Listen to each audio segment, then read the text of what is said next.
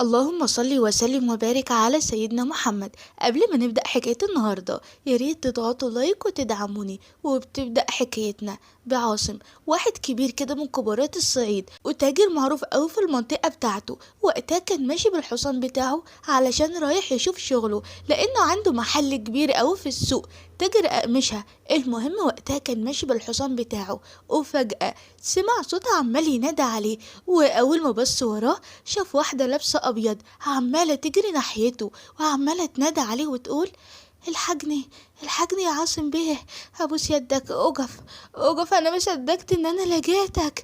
وبعد كده وقعت على الارض واغمى عليها على طول. وبسرعة راح ناحيتها واخدها على البيت عنده. واول ما فتحت عينيها شافته واقف وجنبه الدادة نعيمة بتاعته.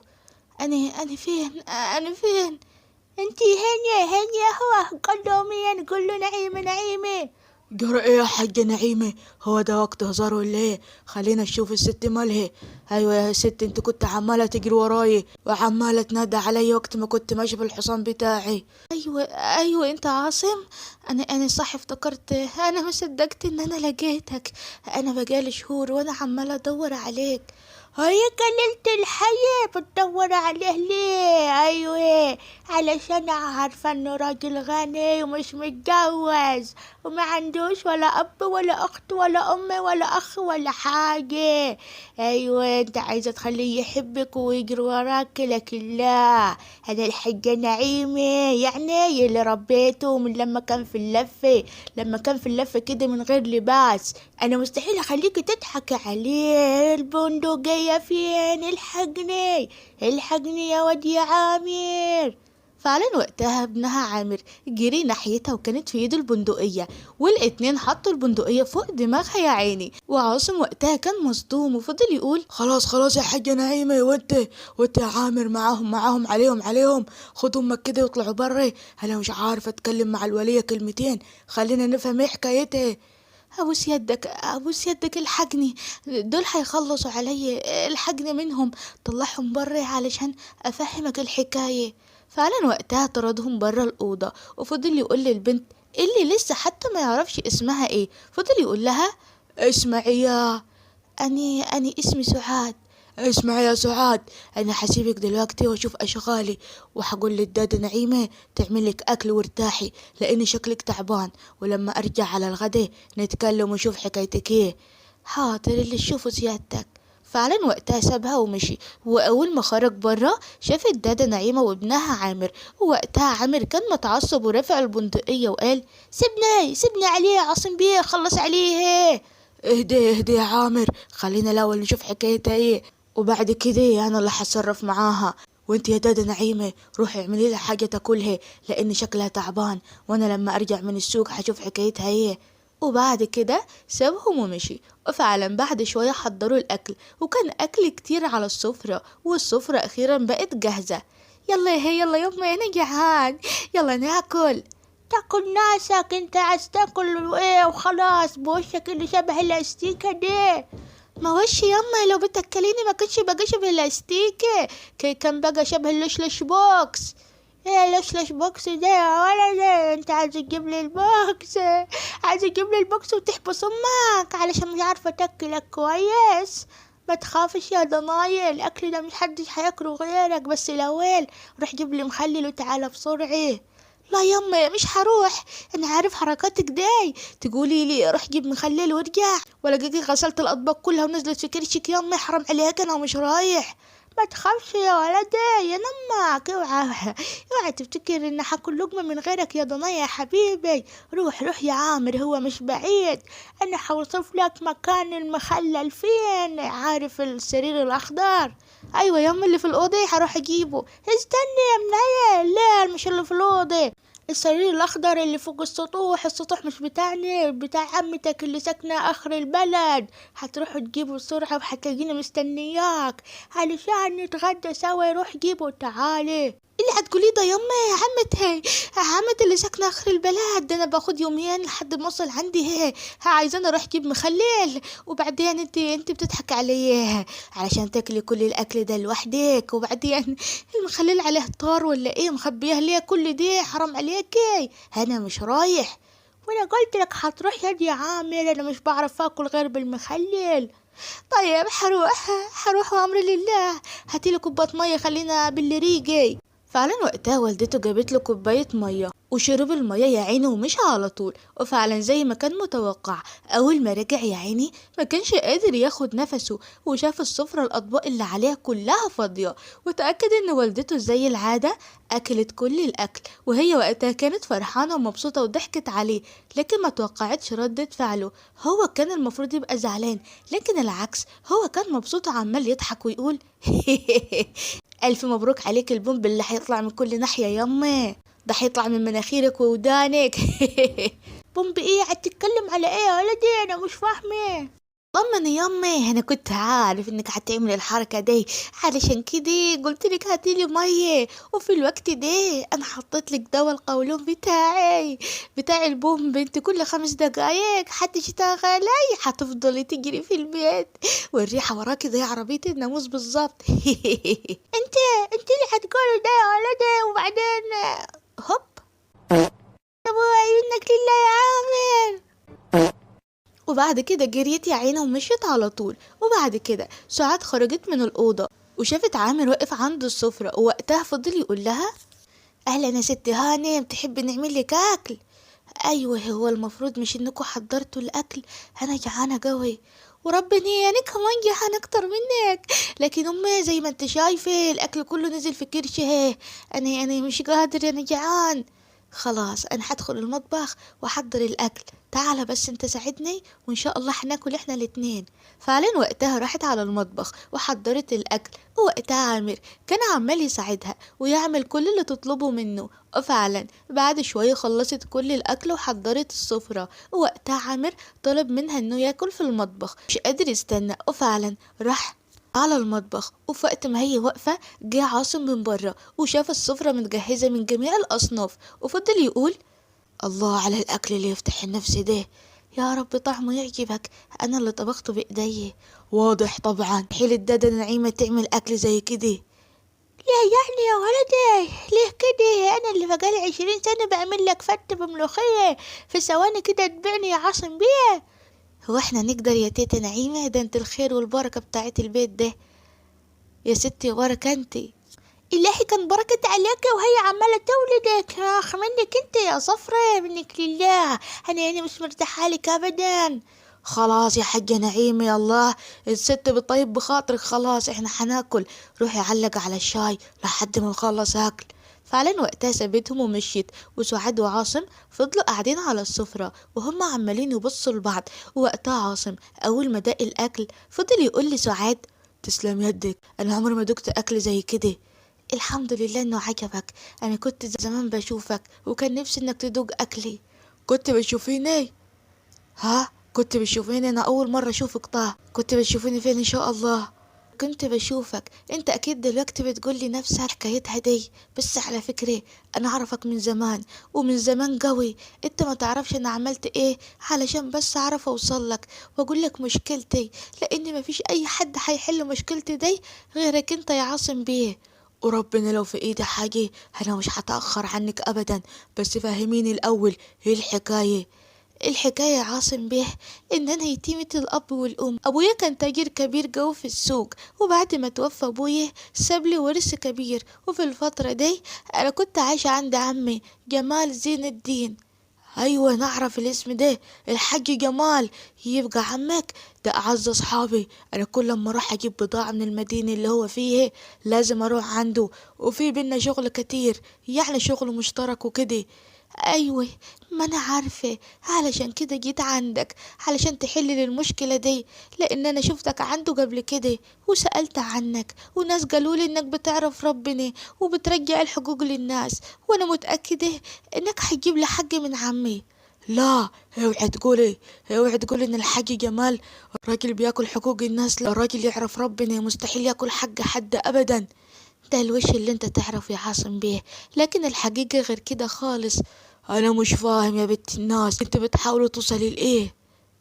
بوصل للحقيقة. الحقيقة ان الحاج جمال اللي هو عمي كل حقي واخد كل فلوسي، وقال لي انه هيشغلها معاه في التجارة، وبعد كده لقيته اخدني وحبسني في بيت مهجور. بعيد عن القرية اللي أنا عايشة فيها، وحتى حواليا ناس علشان يراقبوني 24 ساعة، وكل ما أحاول أخرج وقتها هم كانوا بيمنعوني، لحد ما في يوم بطريقتي كده قدرت إن أنا أهرب من البيت وجيت على عندك على طول. بصراحة حكايتك دي غريبة قوي، بس ما تقلقيش، انا متأكد ان انا لما اكلمه ان شاء الله حيرجع لك حقك. لك الحاج جمال راجل يعرف ربنا ومستحيل ياكل حق حد ابدا. لا انت ما تعرفوش ده عمي، وانا اعرف اكتر منك. اكيد دلوقتي هو قلب عليا الدنيا علشان سبته ومشيت، وانا مستحيل ارجع له في الوقت ده. انت ممكن تساعدني وتخليني قاعدة عندك بس لمدة اسبوعين ولا حاجة كده، يعني الحكاية تهدي، وبعد كده نروح وتجيب لي حق منه وترجع لي كل الفلوس اللي خدها مني. خلاص يا بنت الناس وهو كذلك. بس يا ريت ما اكونش ضيفة تقيلة عليك. ده لو ما شالتكيش الارض نشيلك فوق دماغنا. يلا الاكل هيبرد، خلينا نتغدى. فعلا وقتها الاتنين فضلوا يتغدوا، ووقتها عاصم كان عمال يبصلها وشكله اعجب بيها ولا ايه. فعلا البنت كانت جميلة جدا وتتحب من اول نظرة. وفي الفترة دي سعاد كانت هي اللي مهتمية بالبيت، كانت هي اللي بتروق وتحط ورد في كل مكان وتعمل الاكل. حتى عاصم وقتها كان ملاحظ التغيير ده لما يرجع من الشغل، البيت بقى ليه روح وطعم تاني خالص. وقتها الحاجة نعيمة ما كانتش راضية بالوضع ده، وكانت قاعدة مع ابنها تحت الشجرة في الجنينة وعمالة تقوله: اسمع يا واد يا عامر، انت لازم تحط عينيك على البت دي. انا حاسة ان البت دي بتخطط لحاجة كبيرة. قولي يا كبيرة قولي. اقول لي يا وكيل ناسك، بقول لك بتخطط لحاجة كبيرة، افهم يا عامر. حرام عليك يمي، البت شكلها غلبانة وانا بصراحة حبيتها، اول مرة حد يعاملني كبني ادم. مين ادم ده؟ مين صاحبك ده ولا يا ولدي؟ بني ادم بني ادم. يعني يفهم يمي، يعني لما تطلب مني حاجة في المطبخ وكده تقول لي: بعد اذنك يا عامر، اتفضل يا عامر، تعبتك معايا يا عامر. وانا يما خلاص قلب عامر مش قادر يتحمل اكتر من كده. عامر حيغامر ويطلب يدها من عاصم بيه، عايز يتجوزها. بهبوه علي وعلى اللي خلفوني، بقولك البنت الصفرة دي مش سهلة، وانت تقول لي عايز تتجوزها. قوم من هنا، لا تقوم قيامتك يا بعيد، رفعت للضغط انت. حاضر يامي، وسعي خلقك شوية الله. وعدت الأيام ويوم ورا يوم سعاد عمالة تقرب لعاصم، وعاصم كمان بدأ يحبها. وفي يوم عاصم أخد إجازة مخصوص علشان سعاد، وفضل يقول لها: انا عارف ان بقالك اسبوع قاعدة في البيت واكيد مليتي. لا، اللي يقعد مع عاصم بيه ويشوفك عمره ما يمل أبدا. وقتها عاصم بص في عينيها وكان ساكت، وبعد كده قال: انا نويت النهارده اننا نخرج مع بعض، نقعد على البحر شوية ونتغدى، ايه رأيك؟ أنا موافقة، بس بشرط يا عاصم بيه. انت تؤمري امر. أنا وأنت نركب على حصان واحد، لأن أنا بخاف أركب حصان لوحدي. حاضر، إيه اللي تؤمر بيه يا ست البنات. انا كلمت عامر وجهز الحصان، استناكي برا لحد ما تجهزي نفسك. فعلا وقتها سعاد غيرت هدومها ولبست أحلى حاجة عندها وراحت معاها على الحصان. وطول ما هي راكبة قدامه على الحصان، وقتها هو ما كانش قادر يشيل عينه من عليها. وهي أول ما بصت في عينيه قالت له: احنا كده مش هنشوف الطريق خالص. انا مش عايزة اشوف اي حاجة غيرك انت يا سعاد. وبعد كده قعدوا على البحر وفضلوا يتكلموا مع بعض. أنا ممكن أسألك سؤال يا عاصم بيه؟ اتفضل يا سعاد. ليه سيادتك لحد دلوقتي ما اتجوزتش رغم انك حلو وغني واي بنت تتمناك؟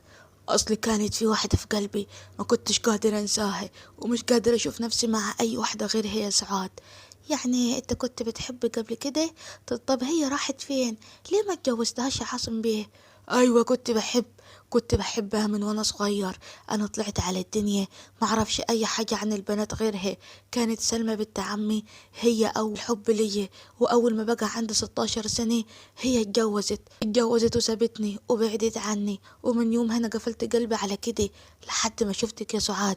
رجعت ليا الحب والحياة من جديد، رغم ان مفيش اي واحدة قبل كده قدرت تفتح قلبي، وانت في فترة قليلة انا مش قادر، حبيتك قوي. يعني انت معجب بيه ولا ايه يا عاصم بيه؟ معجب بك ايه؟ انا حبيتك يا سعاد، حبيتك من كل قلبي، وبتمنى ان الاسبوع ده ما يخلصش عشان ما تسيبينيش وتمشي. وانا بقولك يا سعاد، انا راجل دغري، وان شاء الله بعد ما نحل المشكلة اللي بينك وبين عمك انا عايزة اتقدم لعمك واطلب يدك للجواز. موافقة يا سعاد؟ يا لهوي، ده يوم المنى يا عاصم بيه. انا كمان حبيتك، وحبيتك قوي. حبيتك من لما كنت بتيجي عند عمي، كنت كل يوم احلم ان انا بس اقعد معاك، مش تقولي انك بتحبني. وقتها الاتنين قربوا لبعض، وفجأة لا. في ايه اللي حصل يا عامر؟ انا حزين، هحط راسي في الطين، حرام عليك. جرى يا واد، ده مطلع اغنية ولا ايه اللي حصل؟ بقى البنت اللي احبها وتدخل قلبي انت عايز تتجوزها يا عاصم بيه؟ ده انا اول مرة حد يقول لي بعد اذنك يا عامر. اللي حتقوله ده يا عامر جواز ايه؟ اتكل على الله من هنا يلا. قومي بينا يا سعاد، هعلمك ازاي تمسك السلاح. لا لا، انا خايفة يا عاصم بيه. ما تخافيش انا معاكي. فعلا وقتها مسكت السلاح وهو كان واقف وراها. بقول لك يا عامر، تعال بسرعة عدي كده واعدل اليافطة دي. حاضر حاضر يا عامر بيس، اوعى تضرب يا ستي سعادة وايه. وهب. يا لهوي يا لهوي يا عامر، عامر مات. ما تخافيش عليه، ده زي القطط ب7 ارواح، الرصاص اللي في المسدس ده في شنك. قوم يا عامر، ما حصلكش حاجة. ايه اللي حصل يعني؟ انا عايش، انا حشوف امي، هي امي وشها اللي كله خمرات حشوف ايه. قوم يا واد، في ايه؟ يلا بينا خلينا نروح.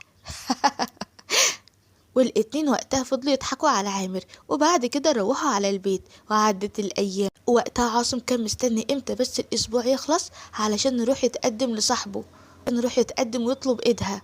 ايد سعاد اللي ملت حياته، هي بقت الكل في الكل في البيت، لدرجة انه بقى يسألها على حاجات تخص الشغل، وهي بقت تقترح عليه حاجات يعملها في شغله. وكان بيحكي لها على الفلوس وعلى شغله وعلى كل حاجة. كان مد سعاد الأمان على الآخر. والأسبوع خلص، وكان المفروض بكرة يروح الاتنين على بيت عم سعاد علشان يحل المشكلة ويتقدم لها. ومن أول الصبح عاصم غير هدومه ولبس أحلى حاجة عنده، وكان جاهز إنهم يسافروا، وكان مبسوط قوي. وفضل ينادي على سعاد لكن محدش بيرد عليه، وفضل ينادي على الدادة نعيمة وابنها عامر، ولكن البيت تقريبا ما كانش فيه أي حد خالص. وأول ما دخل المطبخ شاف الدادة نعيمة وعامر نايمين على الأرض، وفضل يفوق في الدادة نعيمة وفضل يقول لها ايه اللي حصل؟ سعاد سرقت كل الفلوس وضربتني بالعصاية فوق دماغي، منها لله لا هيجيلها جلطة في دماغها. هربت. قلت لك البنت دي مش سهلة ومش مرتاحة لها أبدا. أحسن أخدت كل شقة عمرك وهربت. مستحيل، مستحيل. ايه اللي بتقوليه ده يا دادا نعيمة؟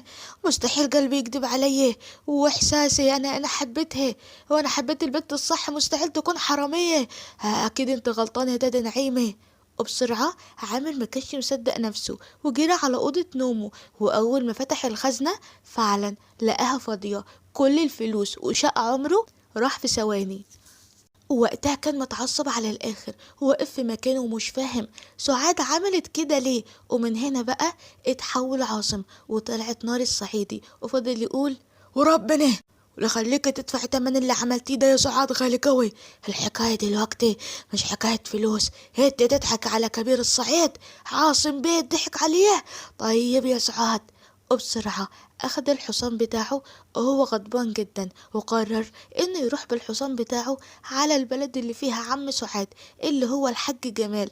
رغم إن الطريق كان طويل شوية لكن ما كانش همه خالص، كان كل اللي بيفكر فيه إنه إزاي ينتقم من اللي ضحكت عليه. وفعلا بعد وقت وصل عند الحاج جمال، واللي أول ما شافه يا عيني فضل يرحب بيه. ووقتها عاصم فضل يقوله هي فين؟ بقولك لازم تطلعها دلوقتي، انا مستحيل واحدة زي دي تعلم عليا، انا عاصم بيه. اهدى يا عاصم بيه، ايه اللي حصل؟ انا مش فاهم حاجة. بنت اخوك فين؟ بقولك طلعها، ضحكت عليا واخدت كل فلوسي وهربت، وانا بقولك اطلع من الحكاية دي يا حاج جمال، انا لازم اوريها الوش التاني لعاصم بيه عامل ازاي. انت ايه اللي هتقوله ده؟ انا ما عنديش اخوان خالص، انا وحيد. وقتها عاصم كان مصدوم من الكلام اللي سمعه، وتأكد انه سعاد كل اللي قالته كذب، وإن اللي سرقته دي واحدة ما يعرفش عنها أي حاجة. وقتها قعد على إيده على دماغه. ووقتها عاصم كان مصدوم، يعني الكلام اللي سعاد قالته كله كذب. وقتها ما كانش مصدق، والحاج جمال فضل يقوله اهدى اهدى يا ولدي، اقعد كده بالراحة، فهمني كل الحكاية وإن شاء الله نقدر أساعدك. ضحكت علي، شقى عمري كله راح يا حاج جمال. خير خير يا ولدي، بس اهدى كده، احكي لي كل اللي حصل، ايه اللي حصل؟ وقتها فعلا عاصم فضل يحكي للحاج جمال كل حاجة حصلت معاه من الأول خالص. ووقتها فضل يقول بقول لك يا عاصم يا ولدي، اوصف لي شكل البت دي، يمكن انا حاسس ان انا اعرفها. وقبل ما يرد عليه شاف واحدة داخلة عليه وفي ايدها عصير، وطلعت سعاد اللي ضحكت عليه. وقتها أول ما شافها كان مصدوم يا عيني، وفضل يقول هي دي اللي بتكذب عليا، انت بتكذب عليا وبتقول انك ما تعرفهاش وهي في بيتك موجودة، اكيد طلعت بنتك صح؟ اهدي اهدي يا ولدي، انت قصدك على دي منار. لا دي سعاد اللي ضحكت علي وكمان مغيرة اسمها. اهدى اهدى يا عاصم بيه، الحاج جمال عنده حق، ولكن انا ما ضحكتش عليك ولا حاجة. كل الفلوس اللي خدتها دي حق، فاهم يا ابن عمي. واول ما قالت كده وقتها فتح بقه من الصدمة، وما كانش مصدق ان دي تبقى منار بنت عمه اللي كان بيحبها من زمان، من هم صغيرين. ووقتها فضل يقول انت منار بنت عمه، انت مش اتجوزت ومشيت؟ لا يا عاصم، انا ما اتجوزتش ولا حاجة، انت كل اللي فهمه عليا غلط، وكل ده من والدك الله يرحمه، هو اللي كان حابسني في البيت.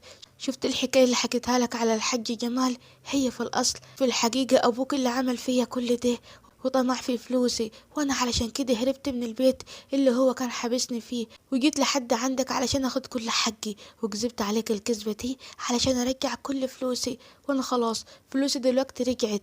وقتها الحاج جمال كان واقف زعلان على عاصم لانه اكتشف الحقيقة، وفضل يقول له ايوه يا ولدي، البت دي من شهرين تقريبا لقيتها تعبانة ووقع في طريق الغابة، وجبتها على البيت عندي وقالت لي انها حتروح تاخد حقها، وانا ما كنتش فاهم انها تاخد حقها منك لانها شافتك قبل كده جاي عندي ببضاعة، جاي تزورنا زي كل مرة. انت اللي هتقولي ده يا منار؟ انت قصدك تقول ان ابويا اخد حقك؟ لا مستحيل اصدق، ابويا مستحيل ياخد فلوس حد ابدا. تصدق ولا ما تصدقش براحتك، انا خلاص اخدت حقي. انا كنت عارفه لو جيت وقلت لك بالحسنى انت ما كنتش هتصدقني علشان هو ابوك، بس دي الحقيقه يا عاصم، ابوك ظلمني وضيع عمري. مش فاكر لما كنا بنحب بعض واحنا صغيرين انت وقتها وعدتني بالجواز؟ اول ما ابوك عرف كده خلاني ابعد عنك وحبسني في بيت بعيد وبعدنا عنك وفهمك ان انا اتجوزت، ولكن انا ما اتجوزتش، انا كنت عايشه في عذاب، علشان كده عملت عليك التمثيليه دي علشان ارجع حقي، ودي حاجه ما تزعلش يا ابن عمي. انا بجد مش مصدق ابويا يعمل كده. انا فعلا زعلت قوي لما لقيتك اتجوزت ومشيتي، ما كنتش اعرف انه حبسك في بيت وضيع اجمل سنين عمري وعمرك. ليه بس كده يا ابويا؟ الله يسامحك. اللي حصل دلوقتي يا عاصم، الندم مش هيرجع اللي راح. اسمع يا منار يا بنت عمي، انا عندي فلوس في الدكان والاراضي وكله، هنشوف حسابهم كام، وكل قرش يا بنت الناس هيتقسم بينا بالنص، طالما انت ليك حق انا مستحيل اقبل باي قرش حرام ابدا. وطبعا وقتها منار كانت مصدومة من اللي بيقوله عاصم، ما كانتش مصدقة نفسها. انت انت هتتكلم جد يا عاصم؟ ايوه، كل اللي فات لازم اعوضك عليه يا بنت عمي، وكمان انا مستحيل اخليك تعيشي في بيت الاغراب، انا حبني لك فيلا كبيره فلوسك وحقك يا منار، وانا لسه عندي وحدي وعندي طلبي. موافقه تتجوزين يا بنت عمي؟ طبعا موافقة، ده انت الوحيد اللي باقيلي في الدنيا يا عاصم، سندي وظهري. ربنا يعلم يا عاصم انا بحبك قد ايه. الف الف مبروك يا اولاد، ربنا يتمم لكم على خير. الله يبارك فيك يا حاج جمال، وانت حتكون شاهد على عقد الجواز ان شاء الله. طبعا يا ولدي من عيني. فعلا وقتها عاصم اتجوز منار اللي في الاخر طلعت بنت عمه، وعمل لها فرح كبير قوي، وكانت مبسوطة مش مصدقة نفسها. ومش بس كده، دي كمان بقت معاه شريكة في كل حاجة يمتلكها عاصم، وعاشت معاه مبسوطة قوي. مفيش غير عامر بس اللي كان عمال يعيط يا عيني علشان سعاد او منار اتجوزت. جات الحزينة تفرح ما لقتش ليها مطرح.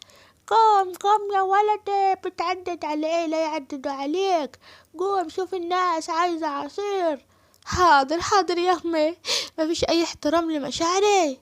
ماله شعرك ما هو جميل، امشي روح قدم للناس عصير.